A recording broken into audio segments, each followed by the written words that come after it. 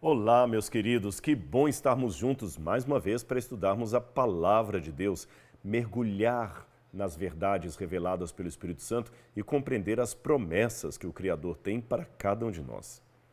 E para mim é um privilégio, porque cada vez que eu estou preparando uma aula, eu estou tendo contato com a Palavra de Deus e sei, tenho certeza, pela fé eu digo isso, que você também não está guardando esse conhecimento para si, você está espalhando para outros, eu tenho certeza.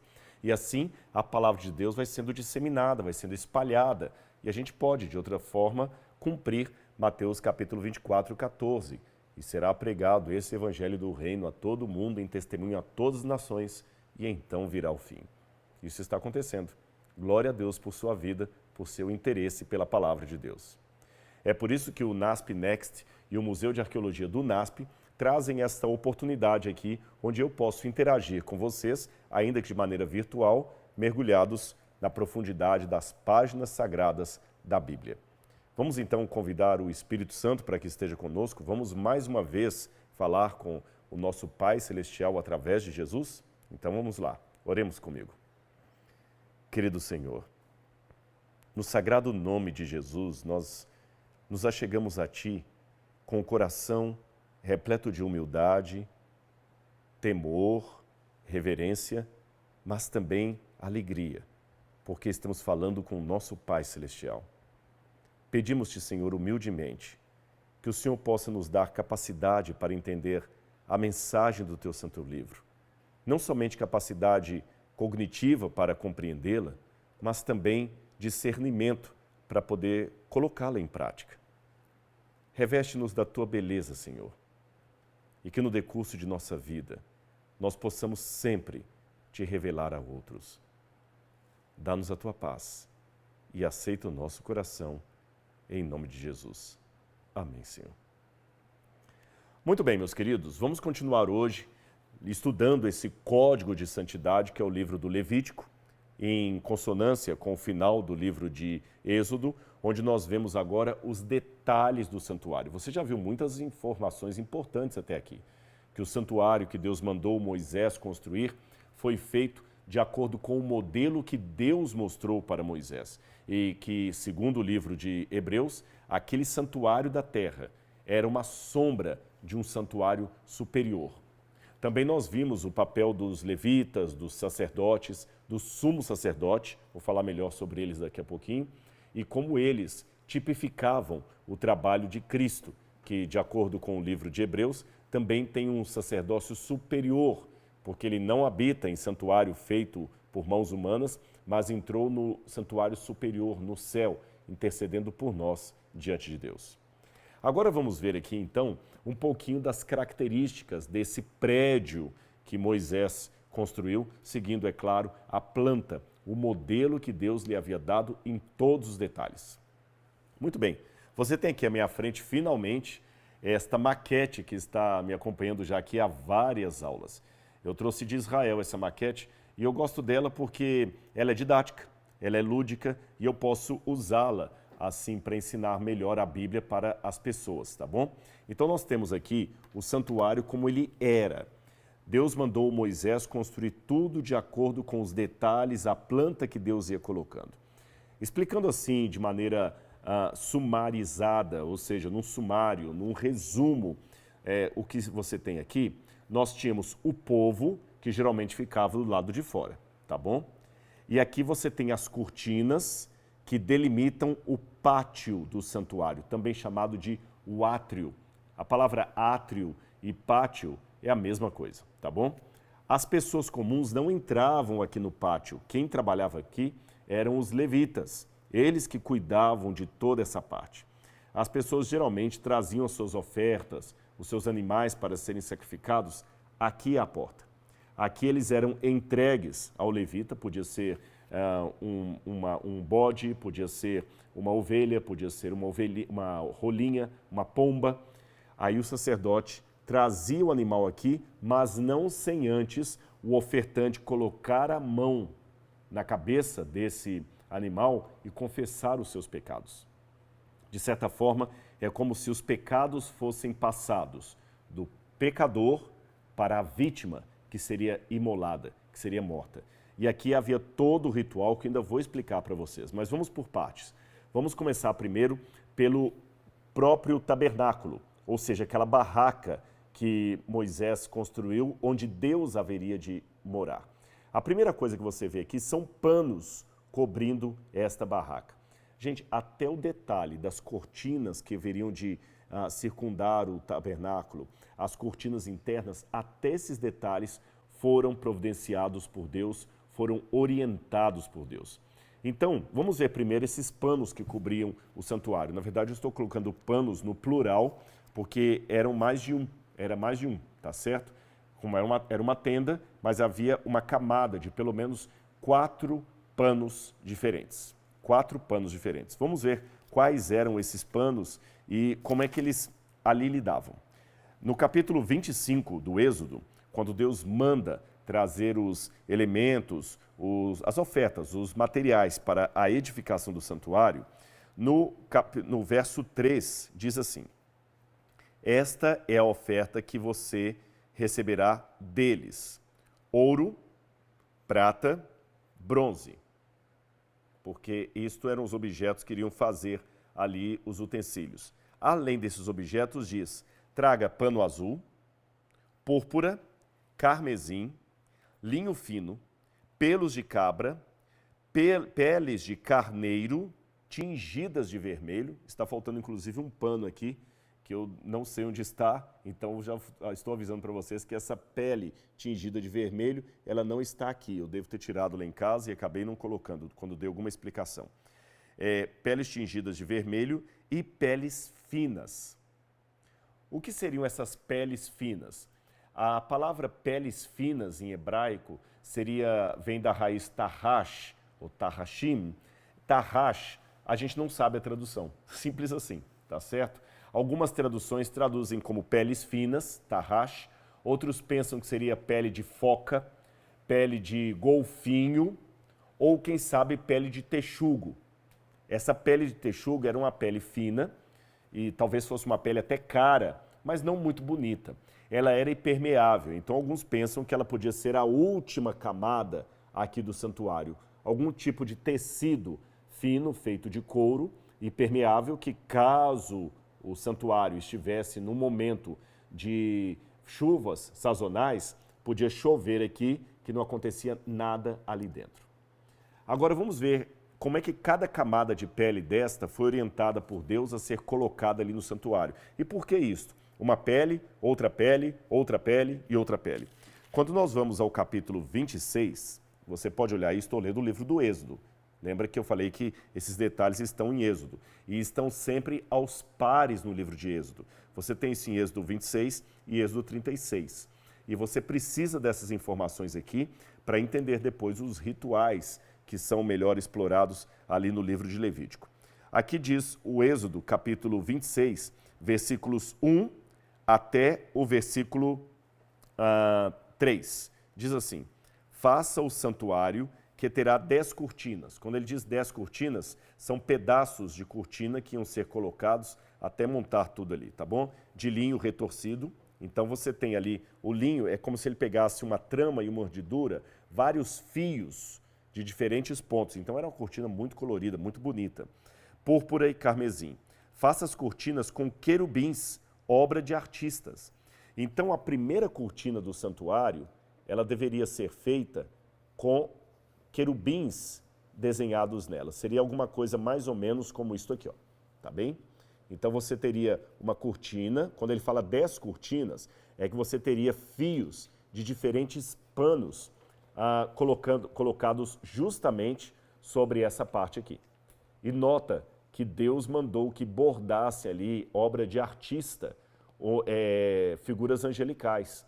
O que demonstra que o mandamento não farás para ti imagem não significa a realidade que você de maneira alguma pudesse usar uma imagem para simbolizar alguma coisa. Senão Deus estaria entrando em contradição. Além dessa primeira cortina que estaria ali, havia uma segunda, que nós encontramos aqui no capítulo 26, versos 7 em diante. Tá bom? Eu vou ler para vocês. Faça também de pelos de cabra cortinas para servirem de tenda sobre o tabernáculo, cortinas de pelo de cabra. A cabra, ela também tem uma espécie de lã. Então você podia pegar aquela cabra e trançar os pelos da cabra fazendo um tecido. Aliás, quando a gente viaja para o Oriente Médio, é muito comum nós vermos tendas de beduínos feitas de lã de cabra. É caríssimo, caríssimo. O meu sonho é no futuro, depois que terminarmos a construção do museu, eu conseguir comprar uma tenda dessa de beduíno para nós montarmos ali e as pessoas terem uma ideia como é que era uma tenda dos patriarcas, de Abraão, de Sara, Jacó, coisas dessa natureza. Então essa tenda de pé de cabra também ficaria aqui, por cima. Em terceiro lugar, nós teríamos justamente aquela tenda que eu falei com você, que eu acabei não tendo o pano aqui, que era uma pele vermelha, feita de carneiro. Está no verso 14.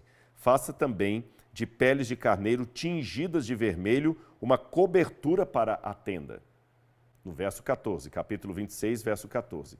E por último, viria a outra cobertura, que aqui na tradução Nova Almeida atualizada está de pele fina, que eu falei que é tarrash, que poderia ser a da pele do texugo ou do golfinho, ou quem sabe da foca, ou de algum outro animal mamífero que nós não saibamos qual seja. A maior parte dos hebraístas pensam que seria alguma pele de algum animal marinho. Agora, o curioso é que existe aqui até um princípio de humildade e modéstia, de beleza na simplicidade. Eu explico a você por quê. Porque quem olhava para o santuário, embora dentro dele, como eu vou mostrar para você, havia elementos de ouro, tá certo? Havia aquele pano tingido com os anjos, ou seja, costurado, obra de artista com os anjos, com vários fios, bem colorido. Do lado externo do santuário, isso não era visto. Quem olhava o exterior do santuário via apenas o pano de pele fina ou de texugo. Ou seja, o santuário tinha uma beleza que era oculta, que ficava lá dentro. Você tinha que saber que lá dentro era belo e pela fé imaginar esse belo que não ficava à vista de todos. Isso demonstra como é que Deus trabalha a estética. A estética de Deus não é a ostentação. É algo que você sabe que o belo vem de dentro. Aliás, o que é belo não demanda atenção. O belo é belo. A Mona Lisa, no Museu do Louvre, não precisa ter uma seta indicando, olha, eu sou a Mona Lisa, contemple-me. Não. Normalmente, o que não é belo é que fica tentando colocar adereços externos para enfeitar aquilo que ele mesmo não tem segurança de ser tão bonito assim. Mas o belo, ele vem de dentro, ele irradia. E mesmo que na parte exterior ele seja simples, ele chama a atenção. Porque o tabernáculo, como Deus mandou Moisés construir, não era em nada um edifício suntuoso, que você olhava e o ouro dele brilhava assim, ofuscando a sua vista. Não, você via apenas uma tenda no meio de outras tendas com um pano de texugo. Porque até os panos internos não ficavam à vista de quem olhava do lado de fora para o santuário. Agora nós vamos ver um pouquinho como é que ele era por dentro, tá bom? Quais eram os elementos, os utensílios, a mobília que havia dentro do santuário. Então vamos aqui, eu vou tirar os panos e você poderá ter uma visão interna. O santuário normalmente era dividido em 2 cômodos. Havia o primeiro cômodo, que também tinha uma cortina que separava o lado interior do lado exterior e que nós chamamos de lugar santo. O segundo cômodo nós chamamos de lugar santíssimo, ou santo dos santos. Na verdade, aqui havia também uma parede, como havia uma parede aqui, de modo que não dava para ver o que estava aqui dentro. Então você tinha uma parede e, além da parede, os panos que cobriam o santuário. Toda a madeira do santuário era madeira de acácia revestida de ouro. E aqui, dentro do lugar santo, nós tínhamos os seguintes objetos. Desse lado, você tinha a mesa com 12 pães da presença, chamados pães ázimos, pães sem fermento. Eu vou ler para você aqui na Bíblia, quando ela fala dessa mesa com os pães da presença. Ela está aqui justamente em Êxodo, capítulo 25, versos 23 em diante. Acompanhe na sua Bíblia. Faça também uma mesa de madeira de acácia. Ela terá o comprimento de 88 centímetros, a largura de 44 e a altura de 66. Faça um revestimento de ouro puro. Ponha um remate de ouro ao redor. Faça também uma borda ao redor, de largura de 4 dedos, e ponha um remate de ouro ao redor da borda. Tá certo?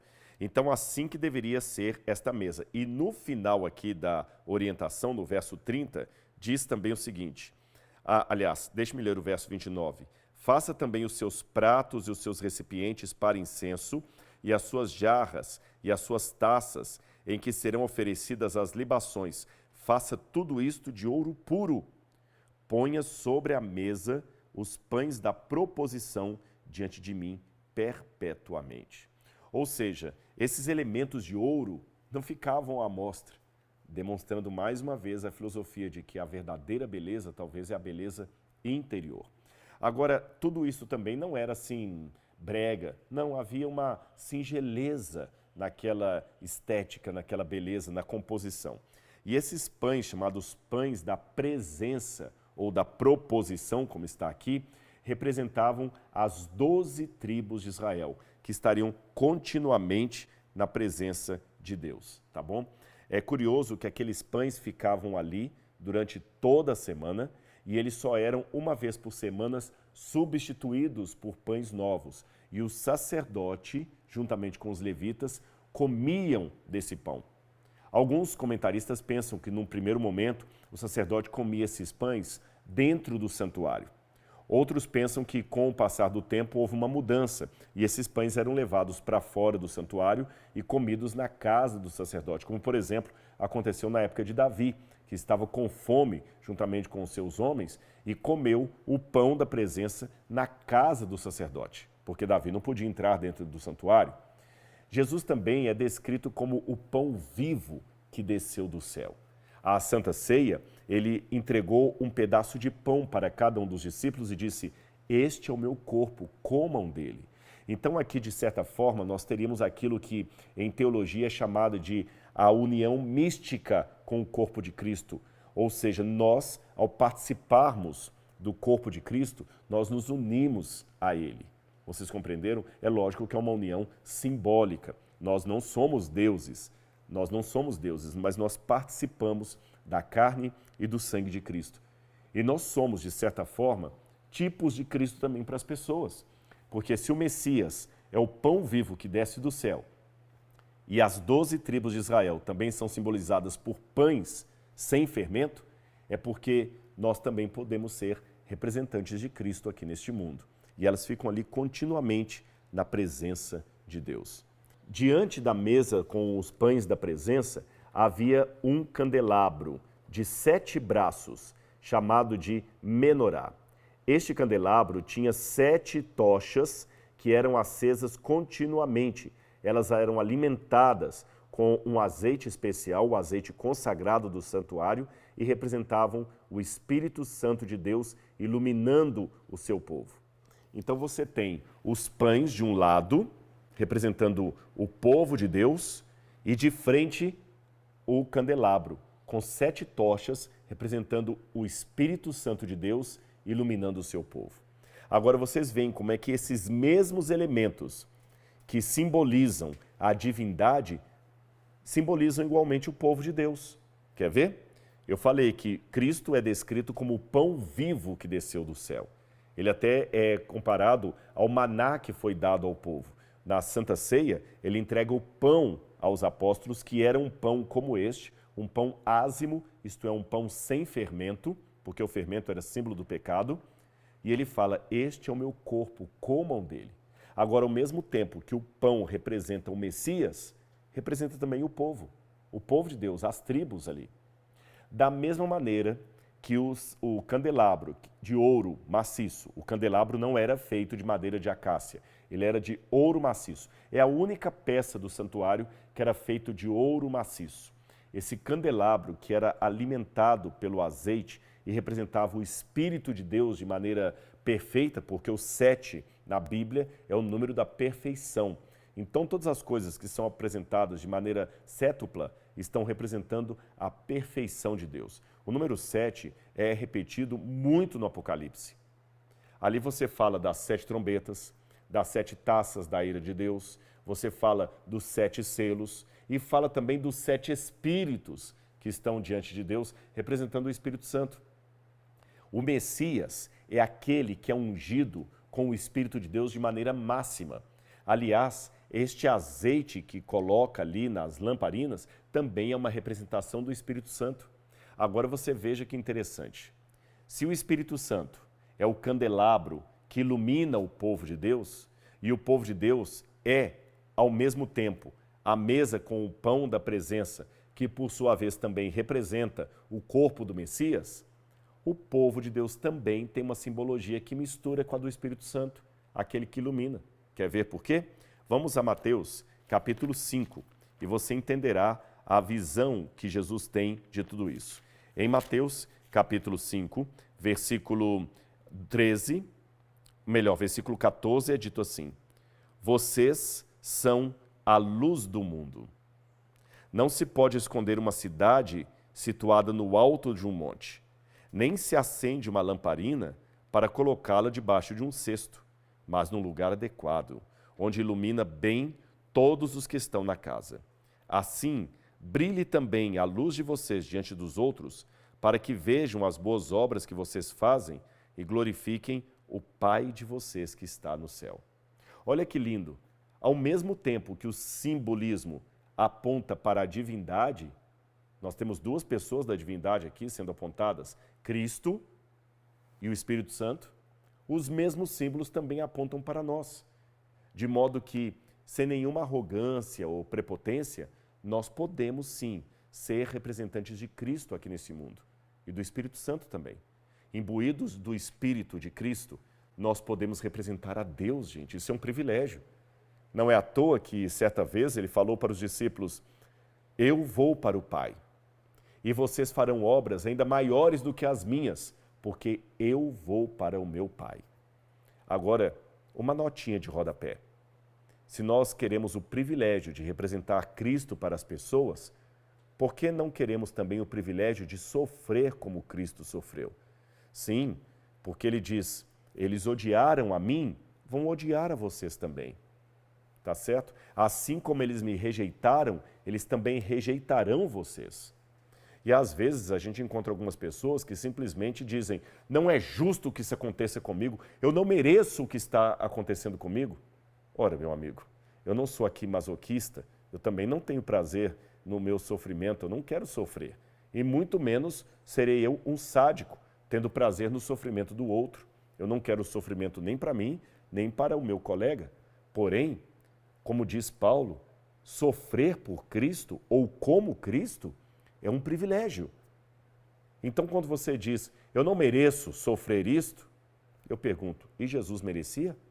Se ele que não merecia sofreu, por que você é melhor que Jesus para não sofrer? Então, quando você sofrer, exceto se você está sofrendo a consequência de um pecado, de uma decisão errada, de uma quebra da aliança com Deus, esse tipo de sofrimento realmente é lamentável. É sofrimento para abaixar na cama e começar a chorar. Sofrer porque você fez uma besteira e agora está colhendo os frutos do seu erro, isto realmente é algo terrível.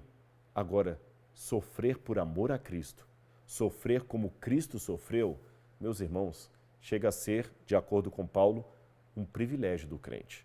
Então, o simbolismo do santuário, que aponta para a divindade e ao mesmo tempo para o povo, é um privilégio e ao mesmo tempo uma responsabilidade. Nós somos os embaixadores de Cristo nesse mundo. Devemos, então, agir como tais. Ainda aqui no lugar santo, nós temos esse terceiro móvel, essa terceira mobília, que é justamente o altar de incenso, que fica imediatamente antes da cortina que separa o lugar santo do lugar santíssimo. Esse móvel, este altar de incenso, era aquele no qual sempre, todos os dias, o sacerdote levava um pouco de incenso e colocava com as brasas vivas que eram tiradas do altar, tá certo? O incenso no Antigo Oriente Médio tinha um significado muito importante. Eu vou explicar para vocês o porquê. Em primeiro lugar, no deserto há muitas moscas. Eu já comi algumas vezes no deserto do Sudão, da Jordânia. Gente, é terrível. É uma mosca que vem e não é essa mosca que ela pousa e vai embora, não. Ela pousa, ela é meio bobinha, ela pousa, ela faz assim, vai na comida. É muito desagradável. Além disso, você sabe que as pessoas não tomavam banho todos os dias. Não havia água para dar o luxo de um banho diário. Então, o que acontecia? As pessoas tinham que se perfumar para comer e usar incenso na casa, porque a fumaça do incenso, além de espantar as moscas, ela também dava um cheiro agradável ao ambiente. À noite também, alguns costumavam acender incenso nas regiões mais próximas assim da tenda, porque aquele cheiro e aquela fumaça podia espantar também um escorpião, algum animal peçonhento que pudesse vir e, como eu falei, as terríveis moscas. Não é à toa que Jesus, quando nasceu, recebeu como finos presentes ouro, incenso e mirra. Então o incenso era colocado ali. E o incenso no Antigo Oriente Médio era o seguinte, não era como aquele esmeril que alguns acendem e vai dando aquela fumaça, não. É um pó que você coloca junto com a brasa. Então você tem a brasa viva, você coloca um pouco de serragem hoje, para que aquela brasa mantenha ali realmente aquele fogo sem dar chamas. E ali por cima daquilo você coloca o pozinho do incenso. Você coloca aquele pó, tá certo? E aí o pó vai sendo queimado, vai misturando com as cinzas das brasas e vai subindo aquela fumaça aromatizada, dando realmente uma agradabilidade para o ambiente. Agora, ao mesmo tempo, esta fumaça representava o sacrifício do povo, as orações do povo, as ações de graça do povo, porque a fumaça sobe para Deus. Por isso que você tem essa expressão, aquilo que sobe diante de Deus. Aliás, quando nós vamos para Apocalipse, nós vemos justamente esta mesma cena. Eu vou falar disso com mais detalhes quando nós tratarmos do Apocalipse, mas as mesmas cenas do santuário nós vemos aqui no Apocalipse, por exemplo, quando fala justamente dos flagelos, diz assim, eu vou ler Apocalipse, por exemplo, capítulo 15, versículo 8, diz assim, o santuário se encheu de fumaça da glória de Deus e do seu poder. Ninguém podia entrar no santuário enquanto não se cumprissem os 7 flagelos. E aqui diz que ele apresenta o santuário ali, toda aquela fumaça e em determinado momento é dito que aquela fumaça que estava no santuário, aquele incenso que era oferecido, era um incenso com a oração dos justos, dos santos. Era isto que representava aqui no lugar santo do santuário. Agora nós podemos passar também para o segundo cômodo do santuário, que era justamente o lugar santíssimo. Esse lugar santíssimo ele era muito especial. Nós vamos ver na decorrência dessa aula que o sacerdote só entrava aqui uma vez por ano. E o que havia aqui dentro do lugar santíssimo? Bem, no lugar santíssimo você tinha a Arca da Aliança. E a Arca da Aliança tinha 2 querubins fundidos em ouro, que eram a tampa, também chamada tampa do propiciatório, que ficava em cima da arca. Dentro da arca, que era, na verdade, uma canastra feita de madeira de acácia e recoberta de ouro, aqui dentro ficavam os 10 mandamentos da lei de Deus. E não somente os 10 mandamentos. Aqui também você tinha a vara de Arão e um pouco do maná. E em cima de tudo isto, a tampa do propiciatório, toda de ouro maciço, junto com os anjos, que ficavam com 2 asas, uma encostando na ponta da outra e os anjos abaixados. Vamos ver aqui a descrição disto na Bíblia Sagrada. Vamos ler Êxodo capítulo 25, versículos 10 em diante. Também farão uma arca de madeira de acácia, de 1,10 m de comprimento, 66 centímetros de largura, 66 centímetros de altura. Revista a arca de ouro puro. Coloque esse revestimento por dentro e por fora, e coloque um arremate de ouro ao redor da arca. Mande fundir 4 argolas de ouro e fixe-as dos 4 cantos da arca, 2 argolas de um lado e 2 argolas do outro lado. Faça também cabos grossos de madeira de acácia, revista-os de ouro, porque esses cabos, essas argolas, era para facilitar o transporte dos utensílios do santuário. Você se lembra, o santuário era constantemente montado e desmontado para acompanhar o povo na travessia pelo deserto. Continua dizendo, os cabos ficarão nas argolas e a arca serão tirados dela. E você colocará na arca o testemunho que eu lhe dei. Lembra do pacto, da aliança? Agora diz, faça também um propiciatório de ouro puro, de 1,10 metros de comprimento e 66 centímetros de largura. Faça 2 querubins de ouro batido nas 2 extremidades do propiciatório. Um querubim deve estar numa extremidade e o outro na outra extremidade. Faça os querubins nas 2 extremidades de modo que formem uma só peça com o propiciatório. Os querubins estenderão as asas por cima, cobrindo com elas o propiciatório. Eles estarão de frente um para o outro, olhando para o propiciatório. O que seriam esses querubins? Esta arca é símbolo do trono de Deus. E no trono de Deus você tinha querubins que protegiam a glória de Deus para que ela não consumisse os próprios anjos. Eu sei que isso pode parecer um pouco estranho para você. Os anjos estão no céu, são perfeitos, eles não têm pecado. Mas a glória de Deus é tão grandiosa que até os anjos precisam de uma espécie de filtro para não serem cegados por essa glória. Os querubins, aliás, a palavra anjo cobridor ou anjo querubim significa justamente isto.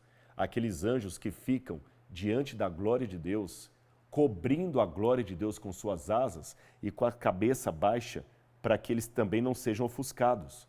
E a glória de Deus passa através desses querubins e chega até os outros súditos de Deus. Isaías viu isso quando ele viu serafins e querubins cobrindo o trono de Deus. Ezequiel também viu os querubins cobrindo o santuário de Deus. O Jardim do Éden deveria ser também um modelo desse santuário celestial. Tanto é que a árvore da vida era o símbolo do trono de Deus. Haja vista que quando Adão e Eva foram expulsos do jardim, Deus colocou 2 querubins com espada flamejante no caminho da árvore da vida para que não pudessem mais chegar diretamente até Deus. Agora tem um detalhe curioso dessa tampa. Ela representava, como eu falei, o trono de Deus. Dentro da arca ficavam os 10 mandamentos. Você se lembra que eu falei isso? Os 10 mandamentos é que eram o código moral de Deus. A quebra da lei é que implicava na condenação do pecador. Agora, o curioso é que quem olhasse, no caso, o sumo sacerdote dentro do santuário, ele olhava para a arca, mas ele não via a lei. Ele via a arca. E em cima da arca tinha essa tampa, que aqui é chamada de propiciatório. Por que essa palavra propiciatório? Eu vou explicá-la para você. Em hebraico, a palavra que está aqui é a palavra kafer ou kippur, que significa cobrir, perdoar. A mesma raiz da palavra propiciatório, cobrir, é a raiz da palavra perdoar. Lembra que eu falei com você em aulas anteriores sobre o fato do sacerdote ter uma cobertura na cabeça, o judeu também ter um pequeno chapeuzinho chamado kippá. Kippá vem da raiz cobrir, perdoar. E propiciatório significa justamente isto. Lembra da oração daquele pecador diante do templo que falou assim, ó Senhor, ele batia no templo, na parábola de Jesus, e falou assim, sê propício a mim, pecador, sê propício, seja perdoador. Você olhava para a lei, mas não via a lei. Você via o propiciatório. Você via a disposição de Deus em perdoar. Bom, com isso eu resumi para você como era a tenda, mas ainda faltam alguns elementos a serem explicados.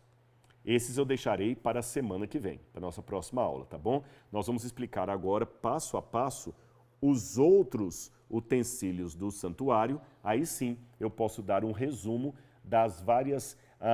dos vários ritos, das várias festas que aconteciam ali e que são descritas em detalhes no livro de Levítico.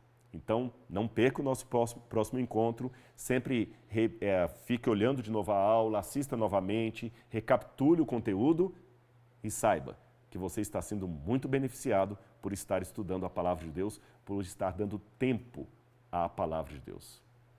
Um grande abraço então e a gente se encontra na próxima aula. Tchau, tchau!